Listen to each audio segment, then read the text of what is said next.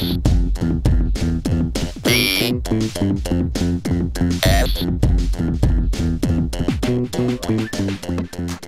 kind of updated this 90s sound by bringing in the, slide guitar into that track. You bust out some Cornell style vocals out of nowhere when it, that wasn't really what I kind of expected, I guess, So, I don't know. There's a question in here somewhere.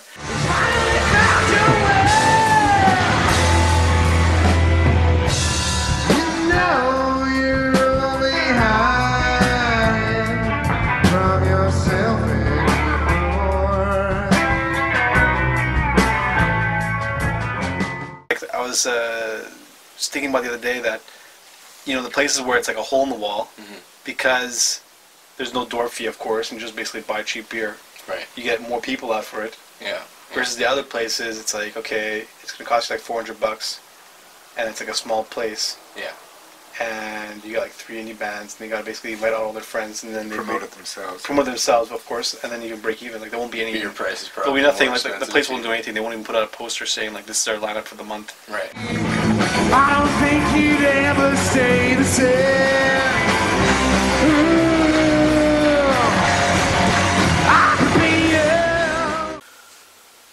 Welcome back to SBS Live this week. We are back once again with our guests Blackout Lights, Steve, John, and Rob here for the second part of the interview with performance as well. Of course, you just saw what happened last time on the show briefly.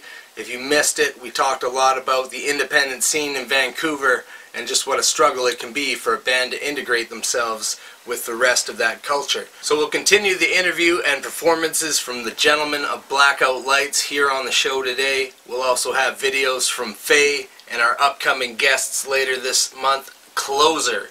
I'm your host, Jared SBS. Welcome back to SBS Live this week with Blackout Lights.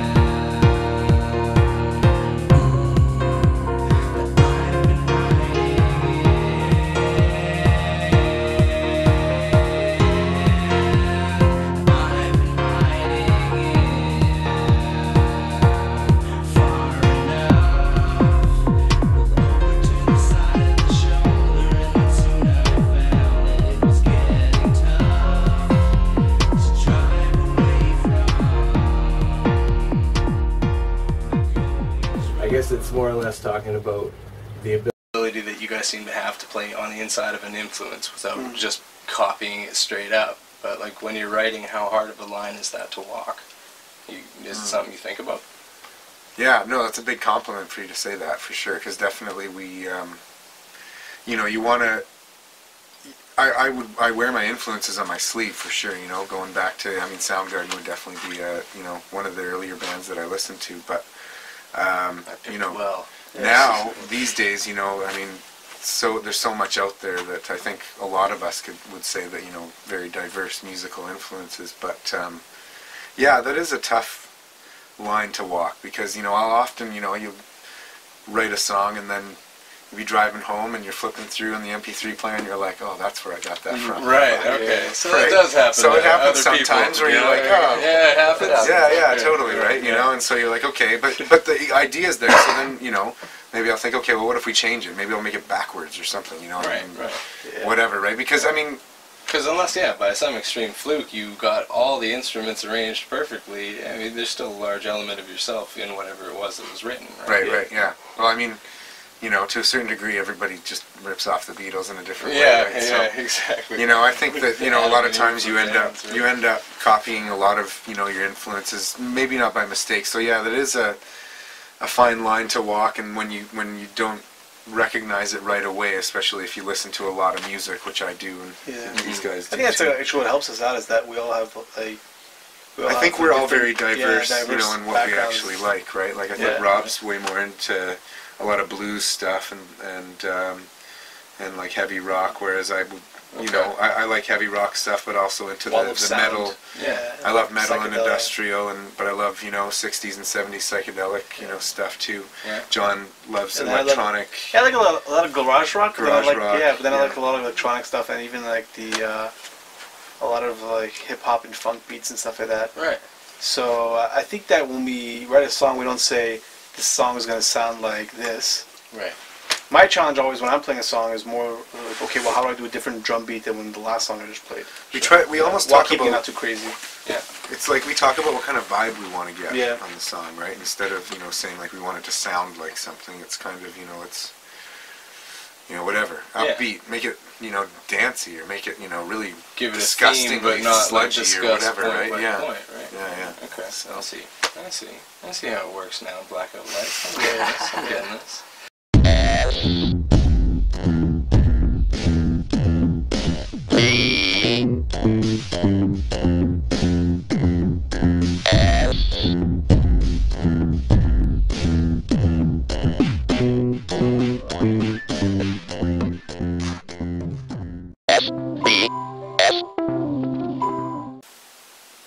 In the first episode, part 1 of Blackout Lights here on SBS Live this week, we talked about seeing them for the first time at the Railway Club here in Vancouver. Caught the end of one song as we were walking in and instantly hit record for the next one. This is the very first track we ever saw from Blackout Lights, the very first introduction we had. This is a song called Becoming, live at the Railway Club here on SBS Live this week.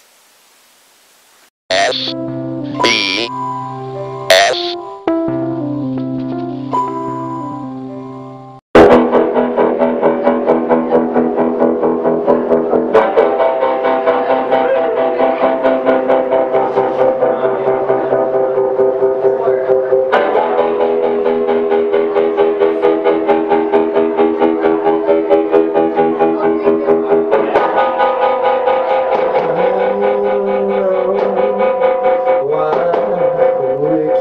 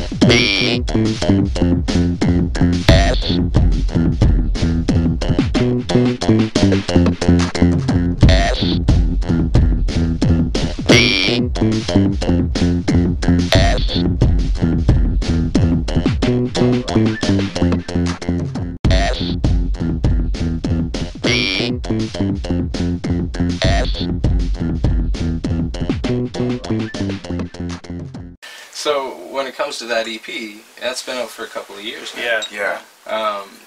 We need money. Okay, that's one thing, yeah. But That's how why about we the haven't songs recorded anything. themselves? Like listening to them now, do they still hold up for you?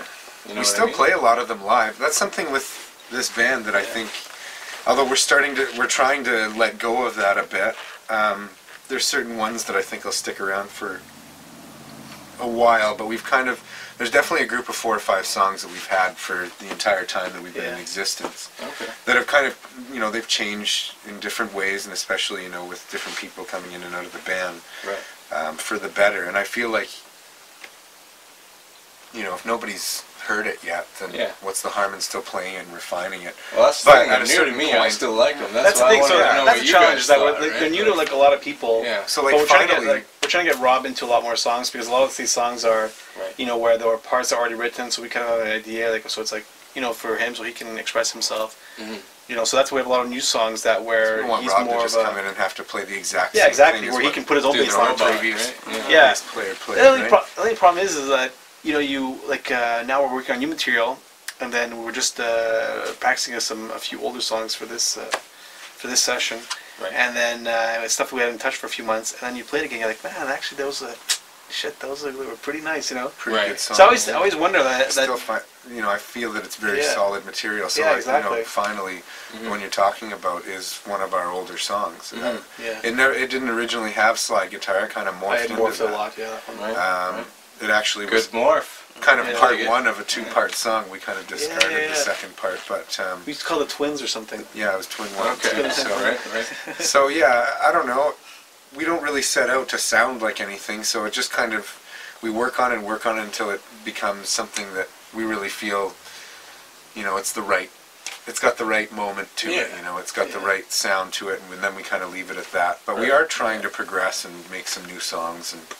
I was thinking about that, does you two get tired of playing like Sunday Bloody Sunday, or where the students have no name, or do they just say like, they actually like those songs a lot or love them actually, and then just love playing them? My experience with that, probably the closest thing I've got to it is seeing REM, where you obviously know night after night they've got to haul out Losing My Religion, right? Exactly. Yeah. And I always wondered that same thing. How does that go? It's got to get old, right? Yeah. Even Pearl Jam, they stopped playing Jeremy for Right, years they and did, years, right? 'Cause exactly, they yeah. just didn't. And to get the monkey off my back for a while, because that's what everybody would. Hey, Pearl Jam guy. Yeah. Get on. There you go. But Michael Stipe would come out before he did that song each time and just say, "You guys made this an extremely successful song. This is the biggest hit we've ever had in our entire career, and it's all thanks to you." So it's the opposite. It's This kind of one's that he for plays you. it for them. And yeah, it just seemed to kind of get the crowd right away and just be like, you know what? Yeah, we're right here with you because we have heard this every 5 minutes for the last 19 years of our lives, right? But we're looking for our Losing My Religion. I'm not sure which.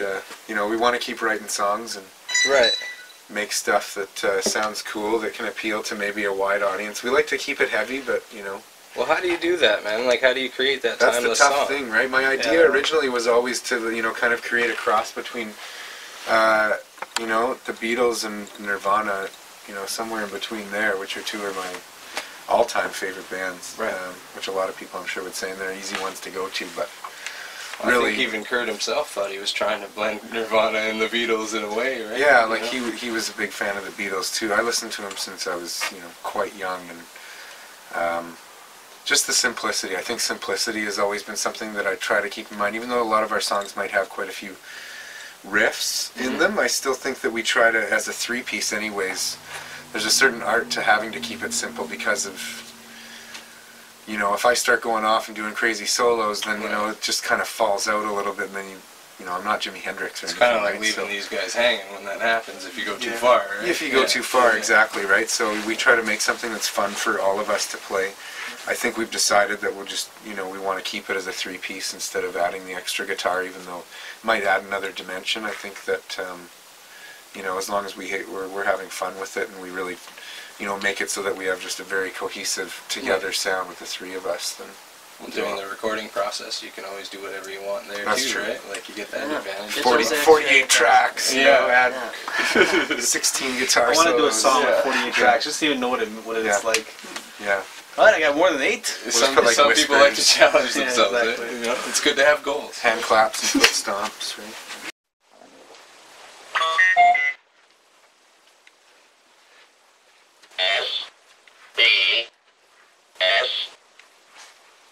I love that sound. Here in the studio and live off their Generator EP, this is Blackout Lights with Golden Ticket on SBS Live this week.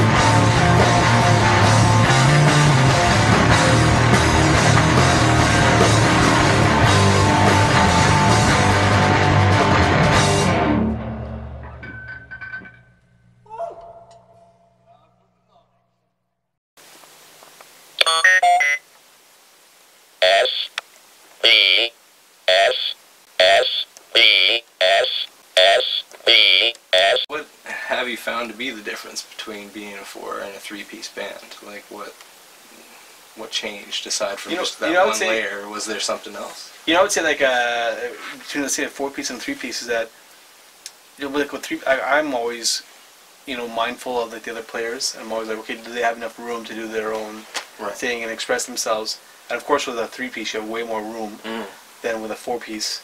You don't have to worry about like, oh, is there a place here for the lead to do some accents or some fills or add a bit more like color or whatever to the song. Right. Whereas as a 3-piece, is like, well, as the guitar's going, the bass and the drums are locked in. That's that. Yeah. Pretty meat and potatoes. The ingredients are there. Yeah, put them on the plate and get it going. Plus, I mean, what's nice about it is there's more room on stage. Right. And logistics are like a lot easier. You don't have to worry about having calling up 3 other people to figure out when they can jam, practice, and all that. Yeah, that makes sense. So we could all fit into one van if we had to go on tour. That's actually huge money saver, right? Yeah. You know you love it. We gotta love that. I don't even know how like 5 or 6 pieces like how even like I in this. The Arcade Fire. Oh yeah. Yeah, exactly. There's like 12 of them in that band, right? I saw them on Saturday Night Live. There's like they got bongo drum players, they got violin players. But even like you were playing in Vancouver, like once you get more past 5, you barely fit on some stages. Yeah. Or you're just like you're just like crap. We look quite small. Around. Like we played at the Richmond Night Market a couple of times in the summer, which was interesting. They were great, in having us and everything, but just all these stores with cell phone cases and that answers the question of will we play anywhere, and the answer is yes. Yeah, we'll play anywhere. Yeah, okay, good. We're talking to you, every venue across wherever. We'll play Other anywhere. Richmond Night Market, the Summer Night Market, or whichever one of the international ones. It was fun. We didn't play to many people. There was kind of old Chinese ladies clapping along and there you go. Teenage girls. They were plugging their ears because we were a little loud. And so some of the crowd, not all of the crowd. There's definitely some fans. The older crowd would have thought you would have gone. The older crowd liked us better than the younger crowd. I found that quite interesting. But yeah, we looked quite small on that stage. There's only 3 people. I think before us there was a 9-piece African. Like 13. Was it that many? Yeah, it was. Yeah, like, it was like an African music band. Yeah, and they had like all the drums and everything, right? So. Okay. Yeah. You didn't just ask them to hang out and kind of fill in the background? No, I don't know if we would have been able to pull that off. I think Steve would have just done like ba-na-na-na. Yeah, right. Some loud guitar chords. Yeah. Alienate everybody. The crowd leaves.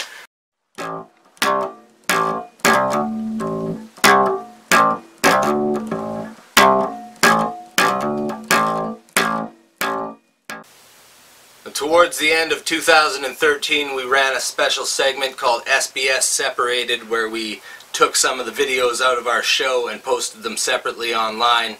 Different cuts, alternate versions, some even the same.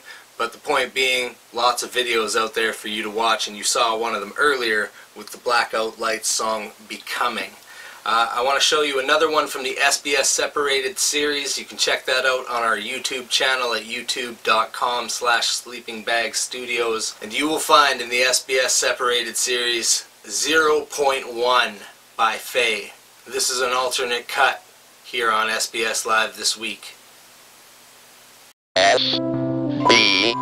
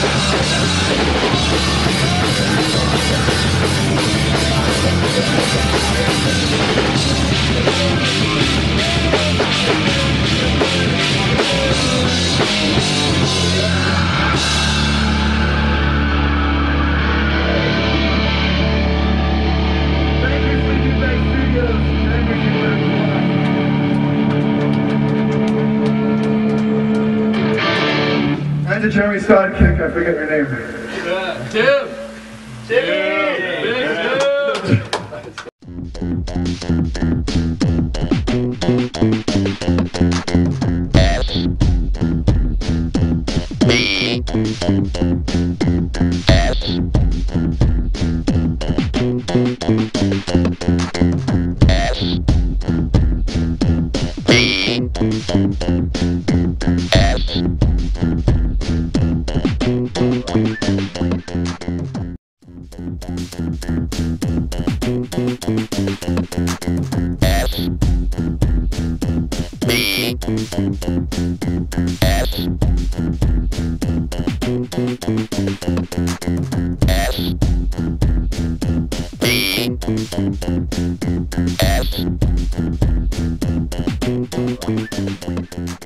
Well, you talk about that loudness on the Facebook page. Actually, you mentioned that it's loud but still melodic, and I want to know why that was an important distinction for you to make. Like, why did you have to separate that? How important is melody to these songs? I've often thought about do I need to have that up on there? Okay. I don't know. Well, let's think about it together. What's going on there? Yeah, I mean, because that's what I've always kind of set out to do. I've always loved bands that had a lot of great melody. Yeah. You know, even you know, with newer stuff like the Arctic Monkeys and Spoon, stuff like that, I'm huge into, and you know, I can appreciate where they're coming from, but I still have that, you know, love of heavy music too. I mean, I listen to everything from you know, Slayer to Mastodon to you know, Converge to, you know, lots of like really heavy bands too. But you know, I mean, I love you know, the 90s grunge stuff. I love the 60s and 70s psychedelic. I mean, so I've always kind of thought that it would be really cool to create something that had that kind of pop element, something that people could latch on to, but still holds on to the muddiness that I enjoy so much with the distorted guitars. Yeah, and you do. Yeah. But I think touching on Spoon, that's a kind of an interesting but a good comparison in a way, because that's a band that writes with melodic drums. You know what I mean? Like, they have. Do you find that that's kind of something that you like? Do you concentrate on that, or? You know, I just actually when I play drums, I was just trying to think like, how is this supporting the song, and then I always think that this decade's music like whatever the current decade's music, always tries to do something different than the previous decade's music. Right. So and then what are we doing now though? No, but anyways, in the '90s, at least, like not like this is like the 2000s, the aughts, or whatever you want to call it. But like I remember in the '90s, it was like all these drummers always found that they were always trying to do so much. Like it was like all these little hi-hat stuff and little splashes and chinas and everything. It was like so busy. Right. Phil Collins. Not even that. Forget about that. It's like circular like drum crazy, like crazy busy. Then you got into like 2000s and like with this garage rock, like Rebirth, whatever that came around about it. And I always find that like some drummers. I haven't had too many over here that I've done that, but I remember like Montreal used to be a lot like that too. All these guys just constantly doing everything. Like it's almost as if they didn't have the confidence just to do like kick snare, and that was it. So sometimes I just like kick snare and meat potatoes, and sometimes I try not to overplay so that you can hear the bass, you can hear the guitars. Like you said, give that space. Yeah, exactly. Give that space and. But I think that's what's always made it work, because you aren't. I don't think your drum style is the typical, like grunge rock and roll kind of drum style, because I think you have electronic influences. You'll add like hi-hat things or that's true, things that aren't really your conventional, and I think that's what makes it a little bit unique in that respect. That I think that we've got heavy guitars, but anybody can do that with 4 on the floor, and we'll pull that out when necessary. But I think we try to have fun with it. You try to create stuff that you enjoy playing. That's not too crazy complicated, but you'll add a few things here and there. And I think with Rob's bass as well, adds a different element in terms of with his influences as well. And I think even playing our old songs, and now that he's been in the band for over a year, I think those songs have even rounded out a little bit. And we've had people say that something different is going on, with the three of us, right? So yeah, feels like it's a good vibe. So we're gonna. Keep riding on that for sure.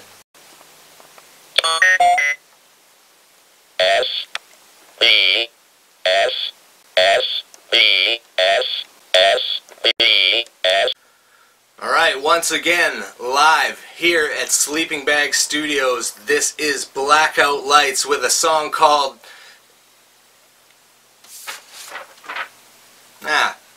fuck it. Steve, you introduce this one.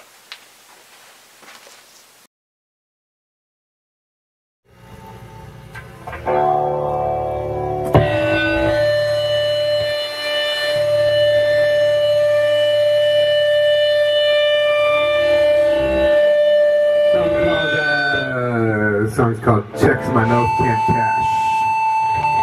It's on the EP there.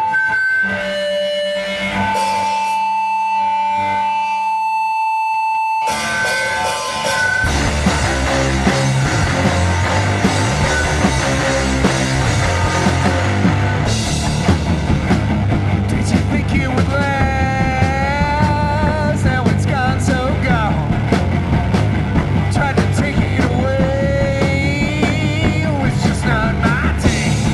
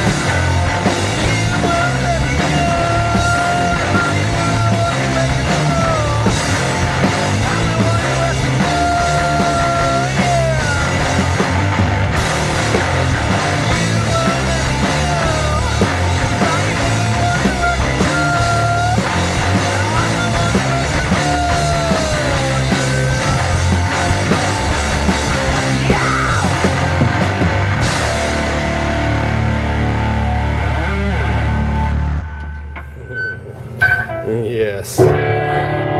Fucking cheers. Cheers. That's right, guys. Yeah, your pillow okay? That's awesome.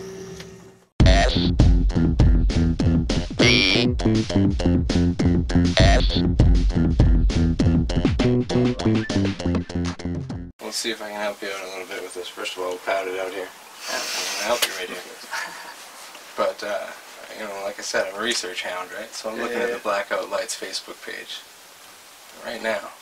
You know how many members are in Blackout Lights? 3? Yeah, that's what I'm looking at too. Yeah. But on Facebook it only lists 2. Huh? Now, I'm really? just saying, gentlemen, after a year, I thought I updated what that. kind of hazing does this guy need to go through to be able to get on that page? The website's got Yeah. 3 of the The website, yeah, blackoutlights.com has it. But, Oh, okay. Who uses sorry, Facebook the anymore? Blackout Lights. Yeah, that's right, yeah. I didn't realize that there was a thing that said how many members. I'll have to change that. Facebook sucks. Yeah, Put me Well, on the spot the same here. number of Rob's members? Or like, fucking asshole. I know about Does it this. say, Like I said, brother, I'm looking out Yeah, for great. you, you know? Thanks for starting shit, man. does it say Sorry. 2 members but 3 names? Is that what it says? No. I don't know two. if I've updated the Facebook page to add that in there, so that's my bad. I just created an awkward ride home. Totally. Nice. Yeah. Here, where's my phone? I'll change that. We'll shift it up into happy stuff here. Yeah. Somebody give me a favorite musical memory, like something that maybe stopped you from being an accountant and made you want to be a musician.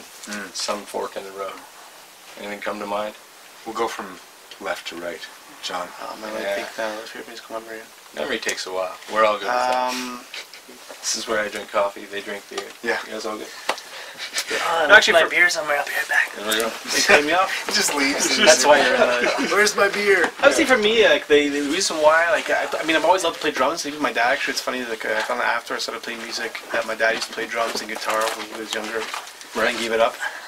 And then, you know, of course, drums. In my opinion, like I think whoever doesn't play drums is losing out. Okay. Because I mean, you can. The only negative point I think about playing drums is you can't really crowd surf and play drums at the same time. But other than that, Yeah, true. I think that drummers have the most fun. And I always remember this line that Dave Grohl said once. That he's like, I'm going to butcher it, but it's something along the lines of the story was, he was talking to a friend, and that friend had sold off their drum kit. Yeah. And then he was like, man, why would you ever sell your drums? You know, it's like, and that's how I think about myself. I always think about, will I be playing drums like when I'm 60? It's like the answer is, it's yes. And I know this because I've been playing long enough. Yeah. And that if ever I've stopped, like even if it's for like a month or something, it's just unbelievable how much I miss it. Yeah. And That first time back's always awesome. yeah, and there's too, no reason why I don't think you have to ever give it up. Even if like you just feel like you don't. I don't even know if I could ever not be in a band. Right. Or even not playing. I have no idea. Like, it's funny because we used to have a band Probably member like who was 90. 40. And then, Yeah. we had a band member, this old bass player, a bass player in our band once. And I think he was like 39, almost 40 or something. And I forgot to ask him, like, so what's it like? Do you feel like you should stop now? Right. Like, so I could know what happens when I get to 40? Yeah. Or like, You'd be like do singing you feel songs weird? about Matlock and stuff. Yeah, like, do you feel weird like playing it? Covering the Andy Griffith Yeah, theme. totally. Yeah. Because I want to keep playing. You know, I always see these ads on Craigslist, like searching for members over 50. Right. And I always wonder, like, do they just jam out, or do they actually play shows? Like, Good question. I want to throw something in here though. Just picking on that for a second. You guys concerned at all about that? I mean, no, I just don't why want is to. it still looking at Craigslist for musicians and No, stuff? no, you know? no, Like, No, I always have found this. these two that way. No, I always have like. So that's the funny thing is like my. He's always looking if I on had there more for time, stuff. if I had more time, like my what do they call that? Your man, your when you like something that you don't want to tell anybody about. What is that called? It's like you're like a Selfish. yeah, but when you're like it's like music. Let's say if you're like, oh, I really love Britney Spears. Yeah, guilty pleasure. Oh, Yeah, guilty pleasure. Yeah, so my Yeah, guilty okay, pleasure all would right, be to play yeah. drums in like a cover band that just does that Okay. cheesy music. So he's that trying you to play at find corporate like a events. You know, that's Like what he cheesy was pop talking to music me or about like on the way. You guys 60s need pop. to do this because he Yeah. was like, we should do covers. I was like, I don't want to do a bunch of covers. We could do a couple.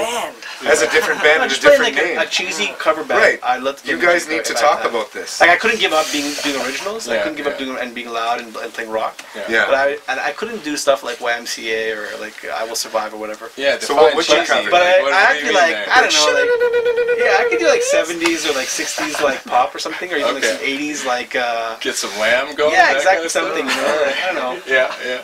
Highway to the without Danger hats. Zone stuff, whatever. There we go. I could play like in a corporate band, and that's I think my guilty pleasure is playing in. It would be to play one of those. Yeah.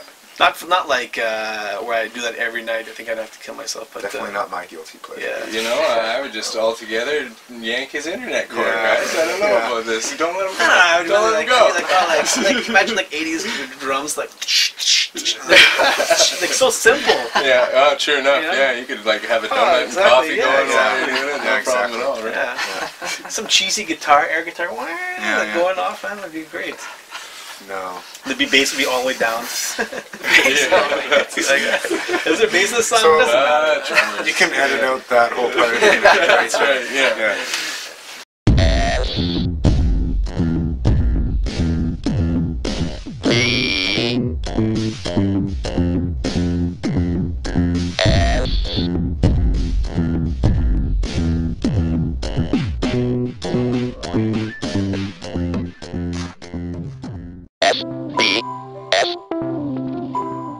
I'd like to once again thank our guest Blackout Lights for being here on the show this week, as well as the band Faye for being here through video, once again representing live in the studio. Now, we promised you last time on the show that we were going to have an announcement in terms of what was happening here at the end of January and the beginning of our rollout of 2014. Well, I can tell you there's good things. The first thing I can tell you is that this part 2 of Blackout Lights will not be the final episode. That's right. Next time on SBS Live this week, we will be back with part 3 of Blackout Lights. You know it, and the reason why, honestly, this was an interview that I felt couldn't be broken up. There's a lot of information in here for independent bands and a lot of things that I think can be absorbed, helpful, useful, and points that can certainly be a guideline to other independent acts, either here in the Lower Mainland or out there in the rest of the world. So I'm extremely excited to be able to announce that yes, there will be a part 3 of Blackout Lights coming for you. Again, there's still more performances to come. There's lots that we've got for you when it comes to Blackout Lights. In addition to that, we'll also be featuring the band Closer. And Closer will also be done in 3 parts. We will be featuring the history of Closer here on SBS Live this week. This is a band that we've been able to follow since day one, when 2 of our friends from the pit, Tyler and Trevor Hutton, joined this super group of musicians, including Ryan Rutherford and Jake Cummins from the old band Doc Holliday, based out of Vancouver here. So we've had a chance to see Closer for a very long time. We've definitely got a lot of footage and a lot of great things on film, and we're stoked to be able to show that to you over 3 parts, give you the history of Closer as we get ready for those guys to start recording that first album and really start kicking ass in 2014. And while we're on the subject of Tyler Hutton, we wish him all the best. He's out on a trip halfway across the world, somewhere across the ocean or something like that, gathering new kinds of authentic drums and all kinds of percussions, I'm sure, to bring to the band. But we also want to thank him for his help in filming the Blackout Lights episode. So as we close down the show for the day, who better to do it than Closer themselves? We're going to take you out with a track called Empires, recorded live at the Media Club. And if this doesn't get you excited for the upcoming Closer episodes, I don't know what will. So check this out. This is Closer on SBS Live this week, and we will see you next time.